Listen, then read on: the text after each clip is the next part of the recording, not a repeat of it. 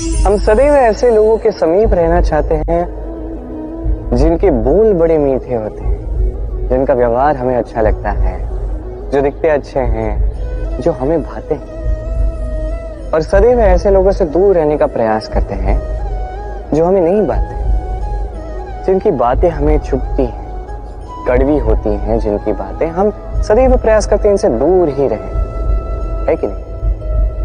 किंतु यदि वास्तविकता देखें तो कड़वाहट ही है जो जीवन में मरहम का काम करती है। औषधि कड़वी ही होती है, किंतु क्या करती है? हमें ठीक कर देती है। उसी प्रकार प्रेम का ये पत्ता, ये भले ही कड़वा लगे, खट्टा लगे, इसका फल ये सदैव आपके स्वास्थ्य का लाभ ही करता है। इसलिए यदि कोई आपकी बुराई करे, आपको कड़वे बोल बोल दे, आपके विषय में आलोचना करे, तो आवश्यक नहीं कि वो आपका शत्रु ही हो सकता है, आपका मित्र हो जो केवल आपका भला चाहता है, आपको सुधारना चाहता है, आप में परिवर्तन लाना चाहता है। इसलिए कभी भी किसी के प्रभाव में आकर प्राथमिक रूप से किसी को देखकर ये निर्णय ना ले कि वो आपका शत्रु है या आपका मित्र।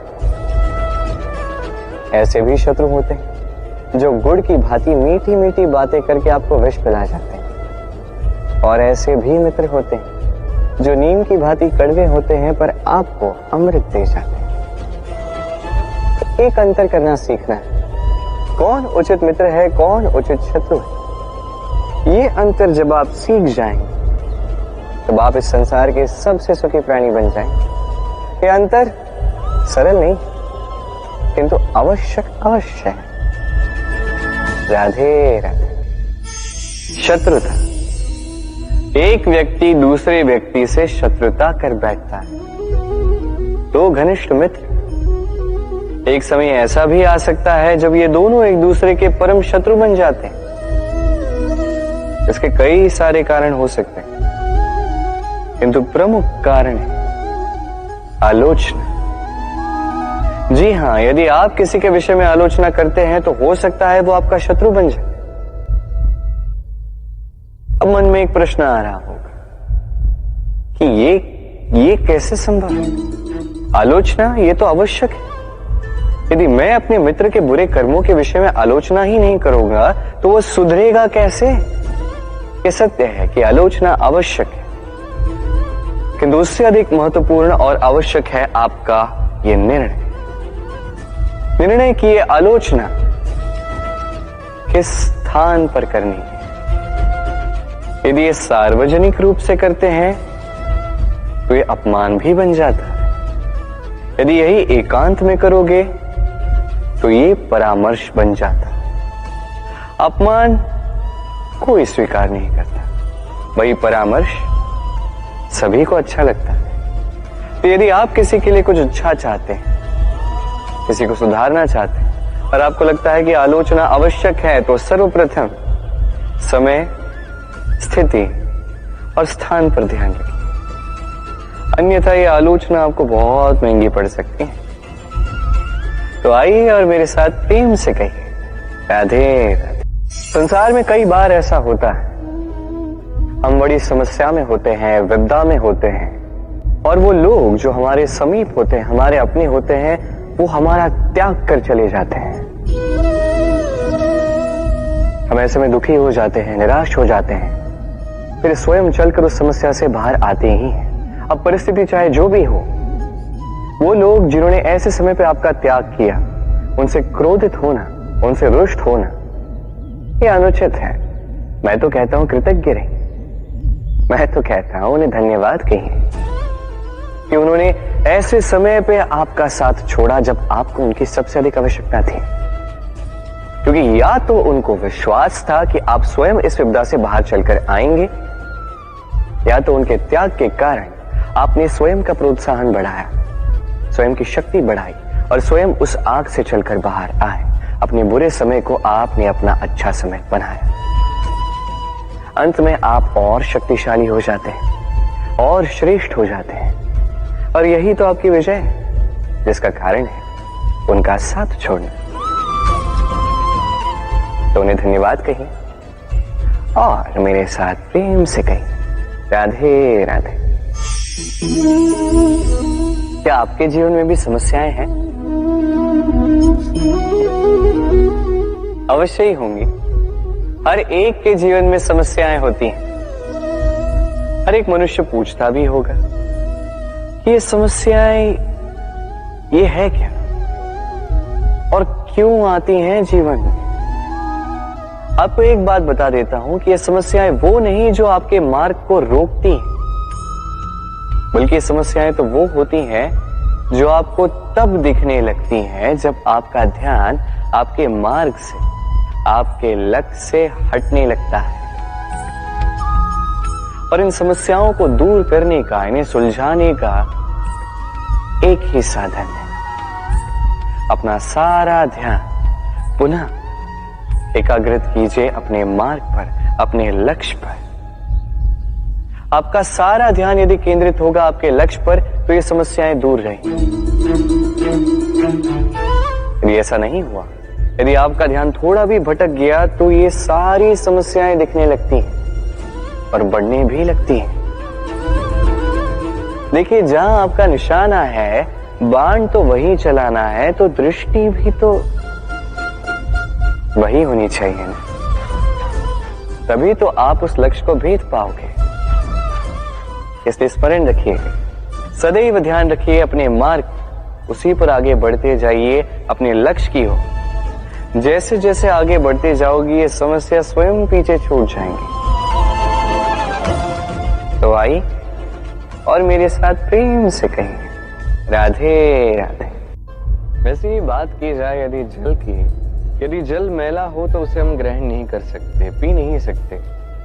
किंतु यदि अकस्मात कहीं अग्नि प्रज्वलित हो जाए, सब कुछ भस्म करने लगे, तो यही जल उस अग्नि को बुझा भी सकता है। सारा खेल है तो दृष्टिकोण का, इस सोच का। आपकी सोच यदि उत्तम होगी तो वही उत्तम सच बनकर सामने आए। इस संसार में वस्तु हो या व्यक्ति हो, उसमें कमियां ढूंढना बंद कर दीजिए और उसका उपयोग क्या है ये ढूंढना प्रारंभ कर दीजिए। जीवन सरल हो जाएगा और ये मन प्रसन्न होकर कहेगा राधे राधे। ये पंछी बड़े ही प्यारे होते हैं, मुझे बहुत अच्छे लगते हैं। आपने कभी सुना होगा कुछ ऐसे भी पंछी होते हैं जिनके पास पंख तो होते हैं पर उड़ नहीं पाते। चाहते हैं कि आकाश की ऊंचाइयों में जाकर बादलों से बातें करें, कर नहीं पाते। अभी संसार में होती हैं पतंगे भी, इनमें ना जीव है, ना प्राण, ना ही पंख है, पर ये अंबर से बातें करती हैं, पवन के वेग के साथ खेलते हैं, मचलते हैं, इतलाते हैं। अंबर में जीवन के कुछ पल व्यतीत करते हैं। कारण क्या है? कारण है डोर। ये डोर यदि उचित व्यक्ति के हाथों में हो तो एक कागज की बनी पतंग भी आसमान की ऊंचाइयों में तैर सकती है। अब ये डोर क्या है? ये डोर होती है प्रेम, ये डोर होती है विश्वास की, और ये आप देते हैं उनके हाथों में जिन पर आप विश्वास करते हैं, जिन्हें आप अपना सर्वस्व मानते हैं। और सोचिए, ये प्रेम और विश्वास की डोर यदि आपने उचित व्यक्ति के हाथों में दे दी तो आप कितनी ऊंची उड़ान उड़ सकते हैं, आसमान की ऊंचाई तक पहुंच सकते हैं, बादलों से बातें कर सकते हैं, पंछियों के बीच उड़ सकते हैं, जो चाहे कर सकते हैं। बस ये व्यक्ति उचित होना चाहिए।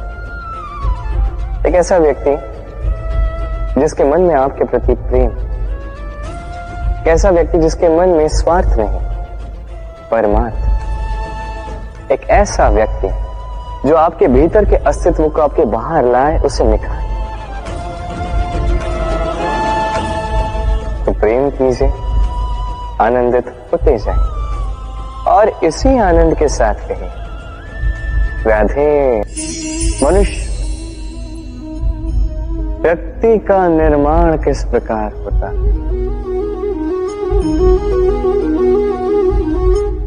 कोई कहेगा पंच तत्वों से, कोई कहेगा आत्मा, देह और चेतना से, कोई कहेगा ईश्वर की कृपा से, तो कोई कहेगा इस प्रकृति की परीक्षा से। नहीं, व्यक्ति का निर्माण होता है विश्वास। व्यक्ति तभी होगा जब व्यक्तित्व होगा, है कि? और व्यक्तित्व तभी बनेगा और वैसा ही बनेगा जैसा विश्वास आप स्वयं पर रखें। यदि आप विश्वास करते हैं कि आप विष बनेंगे तो आप विषैले ही बनेंगे।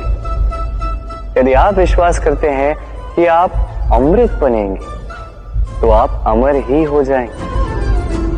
यदि आप स्वयं पर विश्वास रखते हैं कि आप संसार के सबसे ऊंचे पर्वत के शिखर तक पहुंच सकते हैं तो आप अवश्य पहुंचेंगे। यदि आपको लगता है, आप सोचते हैं कि कदाचित ऐसा नहीं हो पाएगा, तो ऐसा कदापि नहीं होगा। सोचिए, विश्वास में विश्ववास करता है, आपका अस्तित्व क्यों नहीं करेगा? जैसा विश्वास आप स्वयं पर रखोगे वैसे ही आप बनोगे। इसलिए स्वयं पर विश्वास रखिए। जी हाँ, प्रेम से कहिए राधे राधे। हमारे मन में सदैव एक प्रश्न आता ही, ये जीवन जो ईश्वर ने हमें दिया, एक जीवन ईश्वर ने एक आत्मा दी है पृथ्वी पर जीने के लिए। जहां तक हमें ज्ञात है हमारे पास एक ही जीवन है, तो हम अवश्य ये सोचेंगे कि इसको सुधारा कैसे जाए। हर एक व्यक्ति सोचता है कि मैं क्या करूं जिससे ये जीवन सुधर सके, कौन सा कर्म करूं, कौन सा पुण्य करूं, कौन सा शास्त्र पढ़ूं जिससे मुझे वो ज्ञान मिले जिससे मैं अपने जीवन को सुधार पाऊं। समस्त जीवन व्यतीत कर जाता है इन प्रश्नों के उत्तर खोजने में, वो शास्त्र समझने में। कई सारे लोग फिर भी समझ नहीं पाते। चलिए आज मैं आपको एक सरल सी बात बताऊंगा जिससे आप इस जीवन को सुधार सकते हैं। जीवन, जिह्वा, इन दोनों की एक ही राशि। जिह्वा यानी आपकी वाणी, इस वाणी को नियंत्रण में रखिए, इसे सुंदर बनाइए, मधुर वाणी रखिए। जितना हो सके इसे सुधारिए, आपका जीवन सुधर जाएगा। क्योंकि वाणी ये होती अत्यंत शक्तिशाली।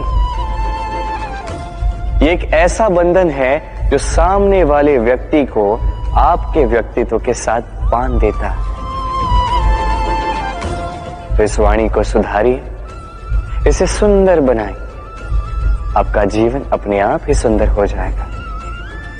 और आइए और इसी मधुर और सुंदर वाणी के साथ कहिए राधे राधे। आज हम बात करते हैं दो प्रकार के व्यक्तियों की। पहला व्यक्ति वो जो आवश्यकता से कहीं अधिक धन अर्जित कर लेता है। उसके पास उतना धन होता है जिसकी उसे आवश्यकता भी नहीं होती, तब भी और धन अर्जित करने की चेष्टा में लगा रहता है। हर संभव प्रयास करता है, हर कर्म करता है, चाहे कर्म उचित हो या अनुचित, उससे उसे कोई अंतर नहीं पड़ता। बस उसे इस संसार का सारा सुख अनुभव करना है, सारी सुविधाएं अनुभव करनी है। आजीवन प्रयास ही करने में लग जाता है। अब इस सब के साथ उतना तनाव भी आता है, उतनी चिंता भी आती है।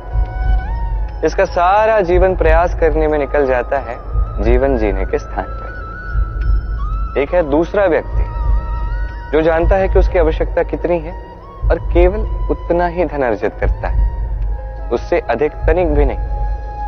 उसे 2 समय का भोजन मिल गया, सर के ऊपर छत मिल गई, पर्याप्त है। इसे में आनंद के साथ जीवन व्यतीत करता है, न व्यर्थ की चिंता पालता है, न व्यर्थ का तनाव लेता है। अब आपसे मैं पूछता हूं, इन दो व्यक्तियों में से आप कौन सा व्यक्ति बनना चाहेंगे? अधिकतर लोग यही कहेंगे, हम वो दूसरा व्यक्ति बनना चाहते हैं जो संतुष्ट है। किंतु ध्यान से देखेंगे तो आपके कर्म वही है जो पहले व्यक्ति के। अब सदैव प्रयास में लगे कि आपको ये भी पाना है, वो भी पाना है, इसकी भी मुझे आवश्यकता है, उसकी भी आवश्यकता है। आपने बहुत कुछ पा लिया है। प्रश्न ये है कि आपको इस सब की आवश्यकता भी है? इसका उत्तर आपके अंतर मन में है। आपका मन जानता है कि आपकी आवश्यकता क्या है। उसमें झांक के देखिए। संतुष्टि मनुष्य को आनंद देती है। जितना संतुष्ट मनुष्य होगा उतना ही अधिक आनंद होगा। अब आपको इस बात का निर्णय लेना है कि आपको संतुष्टि कब और कहां मिलेगी, कितना प्राप्त करने के पश्चात मिलेगी। यह उत्तर निकलेगा मन से। इस समाज के चक्र में फंस के स्वयं को मत उलझाइए। अपने भीतर के झूठे अहंकार को बढ़ावा देने के लिए आप ऐसे ही प्रयास करते रहेंगे तो जीवन कब जिएंगे? रुक जाइए, शांत हो जाइए, अपने अंतर मन में झांक के देखिए कि संतुष्टि कहाँ है। उस संतुष्टि को पा लीजिए। ये मन प्रसन्न होकर कहेगा, राधे। धन, धन किसी के लिए मोह है तो किसी के लिए मान, किसी के लिए भाग्य है तो किसी के लिए कर्मों की इच्छा है। देखा जाए तो यह धन कहीं ना कहीं मनुष्य के लिए अत्यंत आवश्यक भी, पर इसलिए मनुष्य जो है अपना समस्त जीवन व्यतीत करता है इस धन को अर्जित करने। अनेक मनुष्य ऐसे भी होते हैं जिनका समस्त जीवन इसी धन में बीत जाता है। हर एक मनुष्य प्रयास करता है कि वो धनी बने, अधिक से अधिक धन अर्जित कर सके, संपन्न बना रहे। और ऐसा क्यों ना? क्योंकि यही एक वस्तु है जो आदान प्रदान व्यवहार में काम आती है। प्रयास हर मनुष्य करता है, धन अर्जित हर मनुष्य नहीं कर पाता। कारण ये कि मनुष्य सोचता है मेरे पास कुछ धन आ जाए तो मैं कुछ करके दिखाऊं। धन सोचता है कि ये मनुष्य कुछ कर दिखाए तो मैं उसके पास आऊं। इसलिए करके दिखाए। ऐसे श्रेष्ठ कर्म कीजिए कि धन स्वयं आपके पीछे भागने लगे। आप यदि धन के पीछे भागोगे तो आप अपना संतोष खो दोगे, किंतु यदि यही धन आपके पीछे भागने लगे तो आप महान कहलाओगे। इसलिए कर्म कीजिए, श्रेष्ठ कर्म कीजिए। ये धन तो फल स्वरूप आपके पीछे आएगा ही आएगा। तो आइए और मेरे साथ प्रेम से कहिए, राधे राधे।